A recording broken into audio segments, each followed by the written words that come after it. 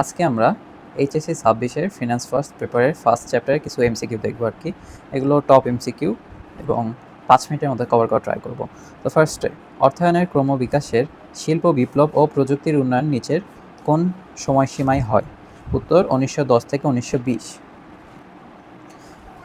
2 number, তহবিল সংগ্রহ ও বিনিয়োগ সংক্রান্ত প্রক্রিয়াকে কি বলে? অর্থায়ন। ব্যবসায়ী জীবনী শক্তি কোনটি?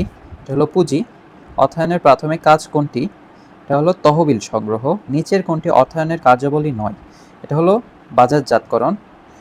শেয়ার মালিকদের মধ্যে মুনাফা বন্টন অর্থায়ন কার্যাবলীর কোন ধরনের সিদ্ধান্ত? এটা হলো তহবিল বন্টন। কোন প্রতিষ্ঠানের লভ্যাংশের পরিমাণ বৃদ্ধি পেলে কোনটি হ্রাস পাবে? সংরক্ষিত আয়ের পরিমাণ। অর্থায়নের সাথে অর্থনীতির কোন শাখার অধিকতর সম্পর্ক আছে? সামষ্টিক। মেয়াদ ভিত্তিতে অর্থায়নকে কয় ভাগে ভাগ করা যায়? এটা সবসময় 3 ভাগে। সরকারি অর্থায়নের মূল উদ্দেশ্য কোনটি? এটা হলো সামাজিক কল্যাণ সাধন।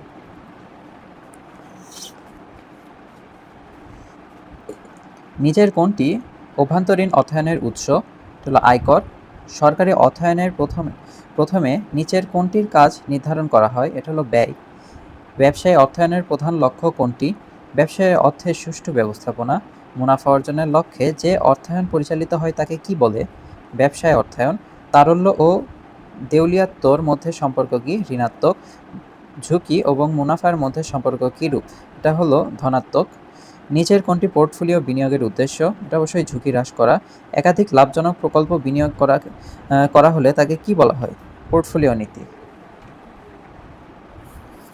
একাধিক লাভজনক প্রকল্পে বিনিয়োগ করা হলে তাকে কি বলে? এটা হলো পোর্টফোলিও নীতি। জনাব লিনা খান একটি প্রতিষ্ঠানে কর্মরত আছেন। তিনি প্রতিষ্ঠানের অর্থ বিনিয়োগ ও ঋণ গ্রহণ সংক্রান্ত বিষয়াবলীর সঙ্গে সিদ্ধান্ত নিয়ে থাকেন। জনাব লিনা খান কোন ধরনের কর্মকর্তা? এটা হলো আর্থিক ব্যবস্থাপক। চলতি মূলধন সিদ্ধান্তের ক্ষেত্রে মূল বিবেচ্য বিষয় কোনটি? এটা হলো তারল্য। বিনিয়োগ সিদ্ধান্তের মূল লক্ষ্য কোনটি? মুনাফা বৃদ্ধি। মুনাফা সর্বাধিকরণের কোনটি বিবেচনা করা হয়? প্রকল্পের মোট আয়। ফার্মের চূড়ান্ত লক্ষ্য কোনটি? সম্পদ সর্বাধিকরণ। সম্পদ সর্বাধিকরণের নির্দেশক কোনটি? শেয়ারের বর্তমান বাজার মূল্য। অর্থায়নের সামাজিক দায়বদ্ধতা বলতে কী বোঝায়? বিনিয়োগকারীর স্বার্থ রক্ষা। অর্থায়নের বিবেচ্য বিষয় কোনটি? অর্থের পরিমাণ নির্ণয়, অর্থের পরিমাণ নির্ধারণ, অর্থের উৎস নির্ধারণ, অর্থ সংগ্রহ ও সঠিক ব্যবহার। উত্তর ঘ, সবগুলোই। অর্থায়ন কার্যাবলী হলো তহবিল সংগ্রহ, তহবিল বিনিয়োগ, তহবিল বন্টন, সবগুলোই। আবণ্টিত মুনাফা হলো তহবিলের উৎস হিসেবে কাজ করে, পুনরায় বিনিয়োগ করার জন্য ব্যবহৃত হয়।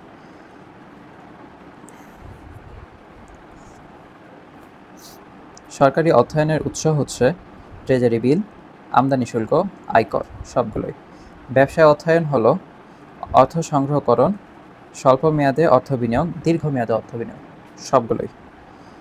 চলতি সম্পদ বিনিয়োগ বৃদ্ধি পেলে তারল্য হ্রাস পায় এবং মুনাফা অর্জনের ক্ষমতা বৃদ্ধি পায়। তারল্য ঘাটতি হওয়ার কারণ বেশি মুনাফা, অধিক বাকিতে বিক্রয়, ঋণ পরিশোধ, সবগুলোই। অর্থায়নের মৌলিক সিদ্ধান্ত হলো আর্থিক, বিনিয়োগ, লভ্যাংশ, সবগুলোই। অর্থায়নের সামাজিক দায়িত্ব হলো মালিকের সম্পদ বৃদ্ধিকরণ, জাতীয় আয় বৃদ্ধিকরণ না, এবং দূষণমুক্ত পরিবেশ নিশ্চিতকরণ। হ্যাঁ, 1 আর 3। মিস্টার আরিফ একটি কোম্পানির আর্থিক ব্যবস্থাপক। একটি লাভজনক প্রকল্পে বিনিয়োগ করার জন্য তিনি এক্স ব্যাংক হতে 12% সুদে 30 লক্ষ টাকা ঋণ গ্রহণ করেন। বছর শেষে উক্ত প্রকল্প হতে 5 লক্ষ টাকা মুনাফা অর্জন করেন। মিস্টার আরিফ অর্থায়নের কোন নীতি অনুসরণ করেছেন? গ, ঝুঁকি এবং মুনাফার সমন্বয় নীতি। মিস্টার আরিফ কর্তৃক গৃহীত সিদ্ধান্তসমূহ হলো লভ্যাংশ সিদ্ধান্ত না, অর্থায়ন সিদ্ধান্ত হ্যাঁ, এবং বিনিয়োগ সিদ্ধান্ত। ফার্স্ট লিমিটেড ব্যবসায় সম্প্রসারণের জন্য একটি মেশিন ক্রয় করেছেন। মেশিনটি ব্যবহারের মাধ্যমে কোম্পানিটি উৎপাদন ও বিক্রয় বৃদ্ধির দ্বারা অর্থায়নের চূড়ান্ত লক্ষ্য অর্জনে সক্ষম হয়। ফার্স্ট লিমিটেড অর্থায়নের কোন কার্যাবলী সম্পন্ন করেছে? উত্তর গ, মূলধন বাজেটিং। ফার্স্ট লিমিটেড অর্থায়নে যে লক্ষ্য অর্জন করবে বলে তা প্রত্যাশা করা হচ্ছে, তার সুবিধা হলো নগদ অর্থ বিবেচনা করা, অর্থের সময় মূল্য বিবেচনা করা, ঝুঁকি বিবেচনা করা, সবগুলো। উদ্দীপকটি পড়ো। অর্থাৎ ক ব্যাংক গরিব এবং মেধাবী শিক্ষার্থীদের জন্য শিক্ষাবৃত্তি প্রদান করে।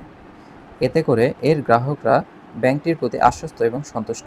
ক ব্যাংকের উক্ত উদ্যোগ গ্রহণ ব্যবসায়ের কোনটির সাথে সম্পৃক্ত? সামাজিক দায়বদ্ধতা। উচ্চ শিক্ষাবৃত্তি কর্মসূচি গ্রহণ করা কার দায়িত্ব? খ ব্যাংকের শেয়ার হোল্ডার।